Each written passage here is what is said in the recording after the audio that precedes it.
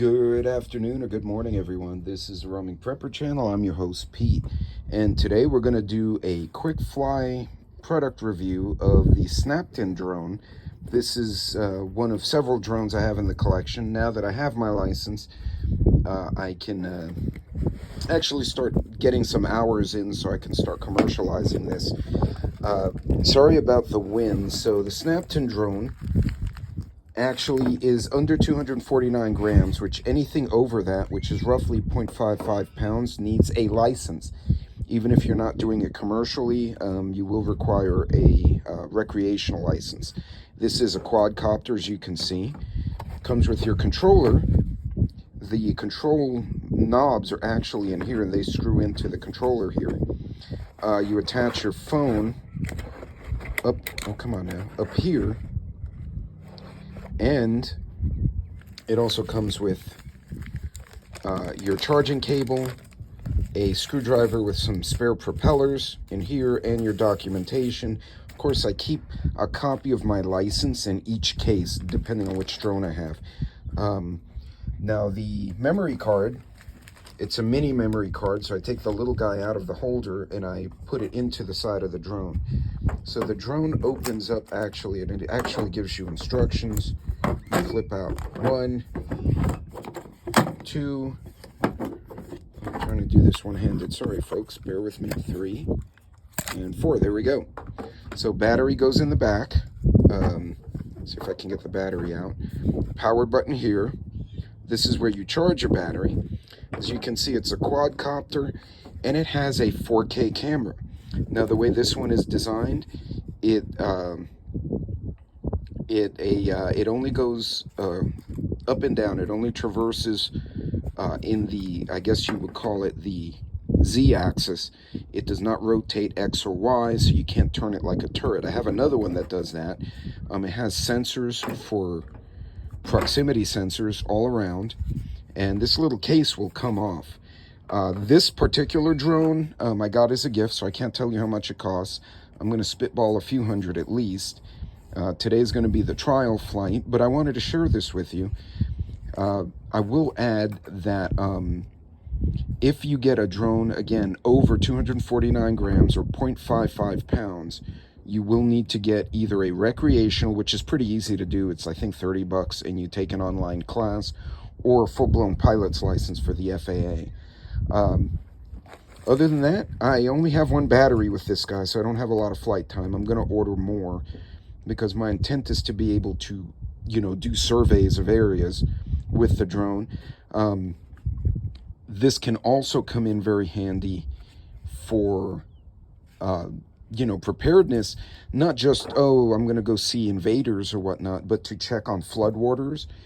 If there was damage to your property, instead of you walking into water to see the damage, or walking into a place there may be electricity or animals, you can send the drone in the air to take aerial footage without exposing people, which is probably something we don't think of enough, is how often after an incident we wind up at risk because we have to physically go to a location to do a repair or to inspect. So again, really simple setup. Comes assembled as you see. You charge the batteries and you charge the controller, and off you go. So I'm going to try and get a little bit of footage here so you guys can see what it looks like. But yeah, just thought I'd... Okay folks, so you can see this little guy back here. I just took it for its primary flight. Now, I checked the METARs, which is the Meteorological Airman Report in the area, and we have roughly 9 to 11 knot winds, which is roughly about 13, 14 miles an hour. This particular drone will only handle right around 9, 10 miles an hour wind, so it's struggling a bit. And so when I was taking pictures at altitude, I went about 100 feet up, and you could see the cameras doing this because the drone is just too small. Now my big one, the big one, the KF-101 I have, that's like a 3-pound drone, and it's a big tank of a guy, and he handles up to 20-mile-an-hour wind, so that's pretty significant. I'm just going to do a flight, and since I'm using the camera I normally connect to, it's just going to be a controller-only flight, just so y'all can see, as you can see, this thing will extend out, and it extends out a lot, so you can put those bigger phones in here. It has a little rubber adapter here, so you can set the phone in, and you know, then the controllers. So what I'm gonna do, I'm just gonna do a manual flight, just so you guys can see. So turn on the engines. There he goes, his little butt, and then up he goes. And it flies pretty stable. Has a sensor underneath to keep it from hitting the ground. And I'm gonna get a little altitude here. Now y'all can't see it, hold on, there's his little butt. And I'm gonna launch his ass down the road with and off, oh, nope, wrong way. And there he goes. Now you can see the wind is hitting him and it's kind of knocking him around. I don't know if you guys can see him right about there. But I'm going to recall it back to me. Nope, not like that. How about we turn you around and push the correct thing. Now, I can find this super useful in a variety of scenarios, not just commercially, but from a preparedness standpoint and just for a fun standpoint. Now remember, it is against FAA regs to fly it over crowds of people, but as you can see, so it has the quadcopter here, and you can see when the gusts of wind, when the wind gusts hit it, he kind of wobbles a bit. So I'm going to take him down. I really was just flight testing him today, and we're going to land. And off he goes. So it looks right now his battery is about 2/3. I've been flying for maybe 15 minutes. I'm gonna give it a little bit more flight time, and then I'm gonna pack him up. If you want a good basic drone, this one seems to be really good. And again, now that I got him on the ground, I'll take some more pictures and I'll share those. But again, as you can see, it has his little nav lights, just so you can see connection. The camera only rotates, as I mentioned, in the Z-axis, forward and down to the ground. It does not gimbal this way or, you know, in other directions. It's just up and down, which for most basic uses pretty much covers what you need. As you can see, it's not very heavy. Again, it's under half a pound, and small drone.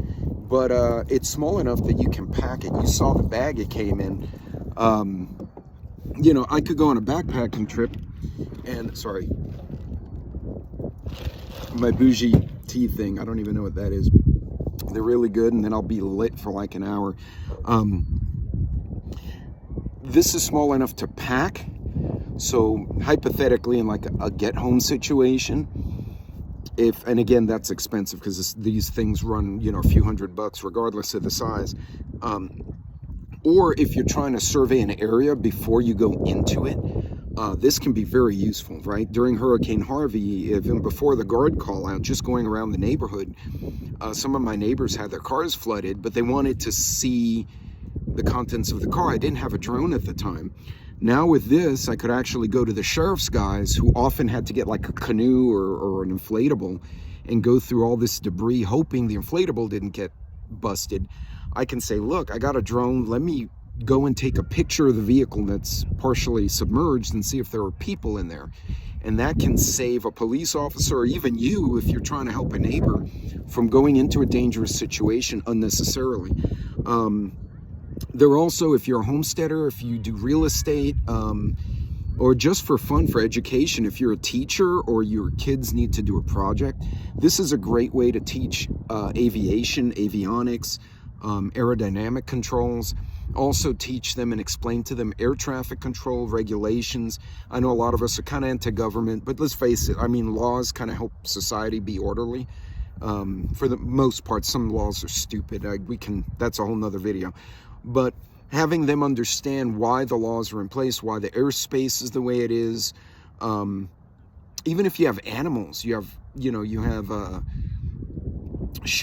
cattle or goats, and now someone's missing. Instead of you walking through mud and snakes, you could throw a drone in the air, go up a couple of 100 feet, and do a 360 and see if you locate the animal. It'll cut down time. I can also see this in emergency or preparedness situations. Somebody's lost in the woods, or they're lost in a field, or there's something out there that you want to understand better. It could be a person, an animal, a contaminant. You can fly the drone. The worst case that happens, the drone takes the damage, right? Are you out a few $100? Sure. But being able to send something like this instead of a person makes a hell of a lot of sense to me. So in any case, I'm going to keep going flights, try to share a couple of photos. But anyway, not a bad option. If you're looking for a drone you don't have to license, and comes at a moderate price point. I got it as a gift, so I don't know what it costs. Just spitballing it, most of these are between $200 and $400. Not a bad option, and the controls are very intuitive. When you put the app on your phone and synchronize the phone to the controller to the drone, you can do things like have it do a 360 around an object. You tell it where the object is and it goes around. You can pull up a map and do waypoints and say, okay, I want to go from here to that house with the flags, to that tree, to here, and record video the whole time, and it'll just fly the path all by itself and then come back to home.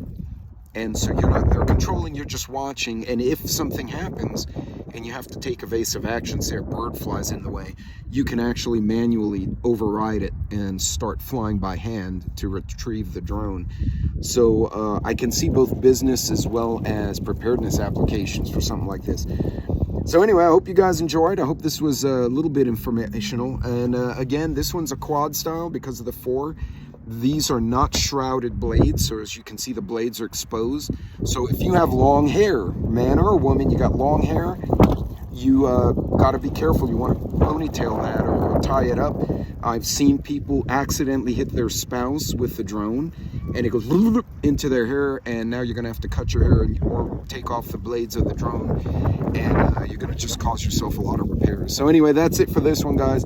Thanks for joining me once again. Good luck out there. Have a great New Year. I hope by the time you see this, it may already be New Year. So I hope you had a happy New Year. And you guys be careful out there. Be safe. We'll see you later. Just one last thing. You look at the case. I mean, here's my sunglasses. It's not a big case, so if you're traveling, when I went to Vegas, I didn't get a chance to fly the drone, but I've been able to transport my other small drone in my checked luggage. The only requirement is you have to pull the battery and carry it on with you, so they don't have lithium batteries in the hold of the aircraft. So just a small travel reminder that taking a drone with you, if you're flying, the batteries have to go in your carry-on, in your computer bag or whatever, and then the drone itself can go in your checked luggage. So just a little pointer for those of you who may want to travel and bring a drone with you to go film a family event or something. But look, really small, and everything folds up nice and neat. So hope you guys enjoyed. Take care.